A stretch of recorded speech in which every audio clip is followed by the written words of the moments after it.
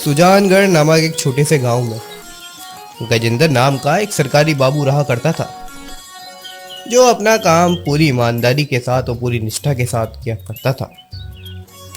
उसकी मंजू नाम की एक पत्नी थी, जो बहुत ही लालची किस्म की महिला थी।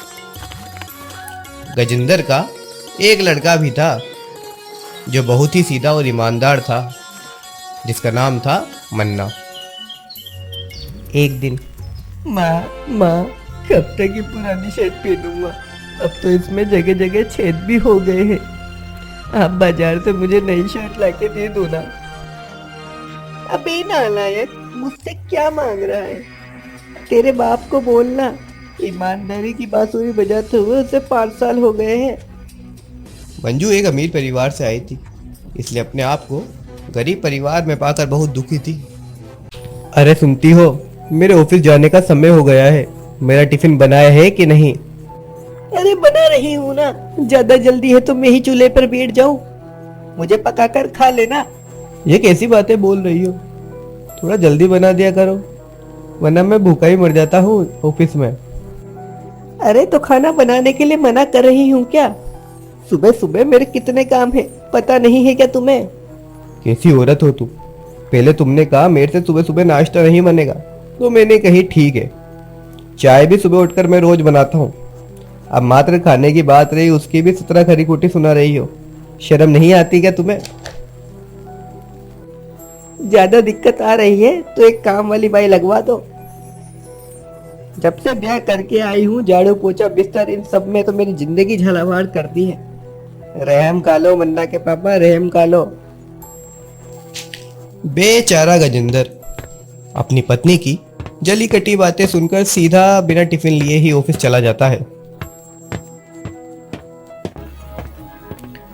ये कैसी लुगाई पकड़ा दी अम्मा ने।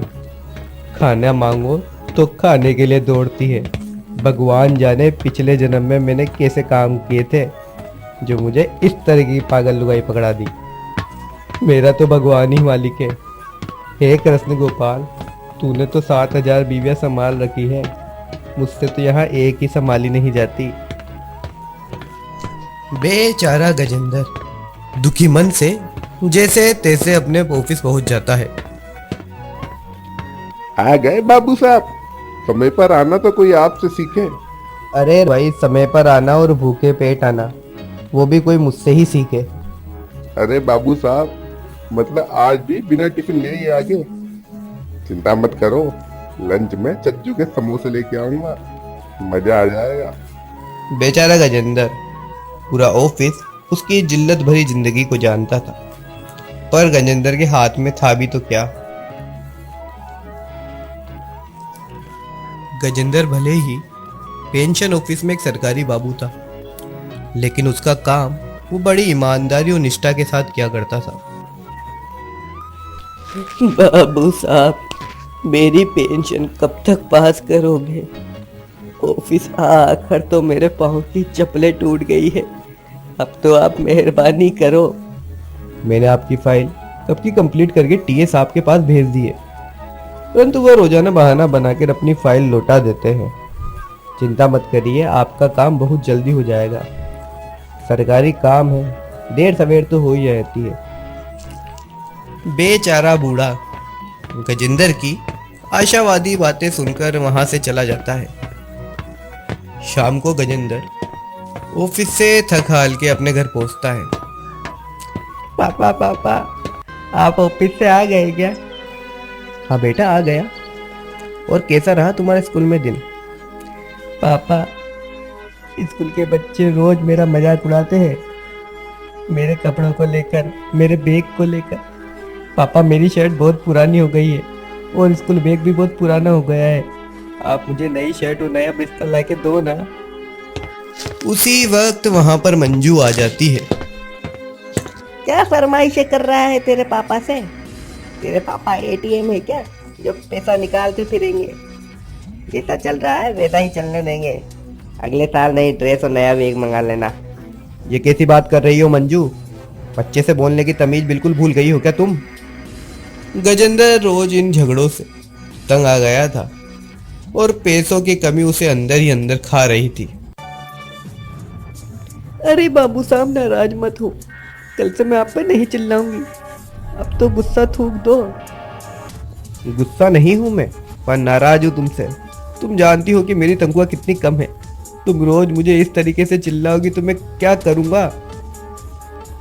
अपने पड़ोस में रहने वाले ग्राम सेवक भाई साहब भी तो बहुत कमा रहे हैं, उनकी तनख्वाह भी तो आपकी ही बराबर है ना।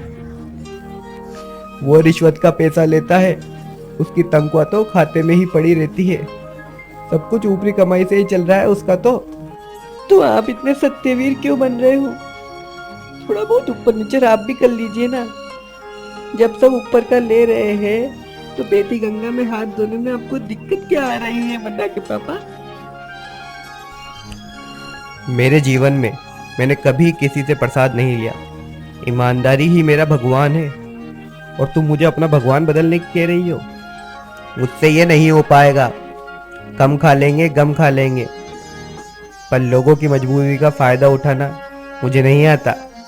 ऐसा कह के गजेंद्र सो जाता है। भगवान जाने घर वालों ने क्या देख कर इनके गले बांध दी। इससे तो कुंवारी ही अच्छी थी, कम से कम अपनी इच्छाओं से तो अपना जीवन जी लेती थी मैं। गजेंद्र की नजर अपने बेटे की फटी हुई शर्ट पर पड़ती है, जिसमें जगह जगह पुराने कपड़ों के चित्रण लगे हुए रहते हैं। ये देखकर गजेंद्र का मन विचलित हो जाता है। रास्ते में बेचारा गजेंद्र अपने पैसों की किल्लत के बारे में सोचता हुआ जाता रहता है। तभी उसे उसका पड़ोसी राजू ग्राम सेवक दिखाई देता है। और भाई साहब, बाबू साहब कहाँ चल दिए आज सुबह सुबह? शहर पर जा रहे हो क्या? नहीं भाई, ऑफिस जा रहा हूँ। रोज ही तो जाता हूँ। तुम्हें क्या आज दिखाई दे रहा हूँ? अरे बाबू साहब, ऑफिस तो यहाँ से 2.5 किलोमीटर दूर है। कब तक पैदल चलोगे? थोड़ी देर रुक जाओ, मैं आपको ऑफिस ही ड्रॉप कर दूंगा मेरी नई चमचमाती कार में। नहीं भाई राजू, मैं पैदल ही चला जाऊंगा। रोज ही तो जाना है, एक दिन कार में जाकर भी क्या कर लूंगा। ऐसा कहकर गजेंद्र वहां से निकल जाता है। बाबू साहब, आपका चेहरा तो इतना मुरझाया हुआ है, कहीं कोई बात हो गई है क्या? क्या बताऊं सुरेंद्र, पैसे की खस्ता हाल ने तो मेरा जीवन तितर बितर ही कर दिया है। पैसा लाऊं भी तो कहां से लाऊं? थोड़ी बहुत तो तनख्वाह है, उससे घर चलाऊं कि दुनिया भर के शौक पूरा करता रहूं। अरे गजेंद्र भाई, आप बहुत सीधे साधे हो। सारा ऑफिस ऊपर का पैसा चाहता है।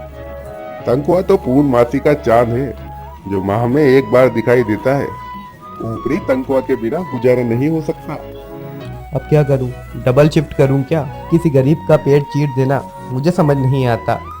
आप थोड़ा बहुत आटे में नमक जितनी रिश्वत ले लिया करो। आज की तारीख में कोई किसी का कर भी क्या लेगा? ज्यादा सोचने की जरूरत नहीं है बाबू साहब। पूरा ऑफिस गच चुके जाता है और शाम को आप सूखे साके चले जाते हो। बस आज से आप तो काम पे लग जाओ। सुरेंद्र चपड़ासी के कहे अनुसार गजेंद्र इस बारे में सोचता है और लोगों से रिश्वत लेना चालू कर देता है। भाई साहब, मेरे पति को शांत हुए 4 माह हो गए।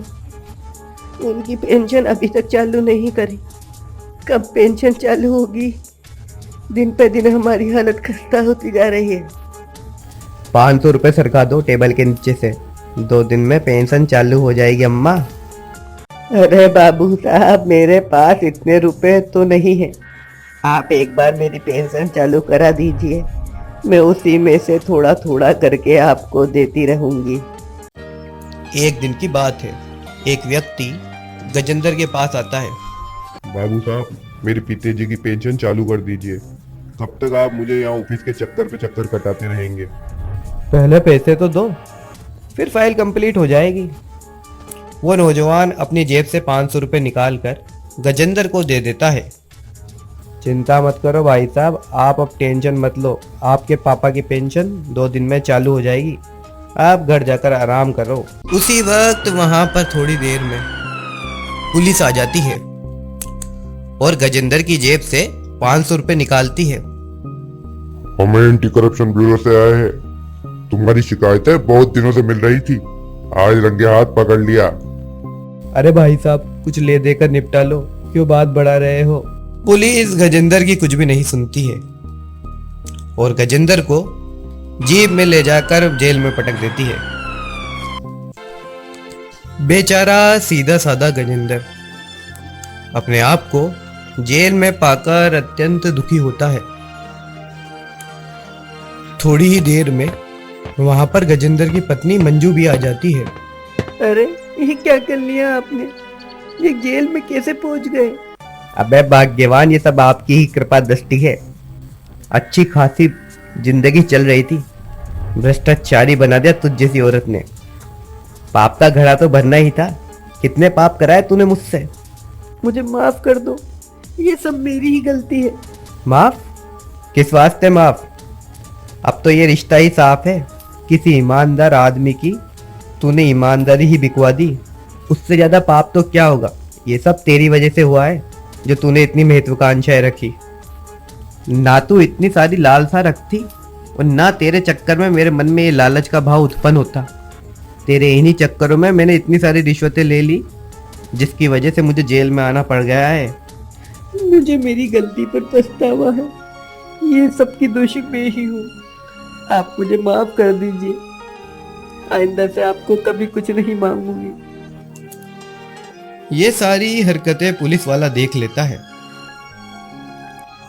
मुझे लगता है तुम्हें तुम्हारी गलती का एहसास हो गया है, इसलिए 500 रुपए जुर्माना के साथ रिहा कर देता हूँ। पर ध्यान रखना, जितना सुख ईमानदारी की कमाई में है, उतना सुख किसी में नहीं। गजेंद्र और मंजू ये सारी बात सुनकर हाँ में सर हिलाते हैं।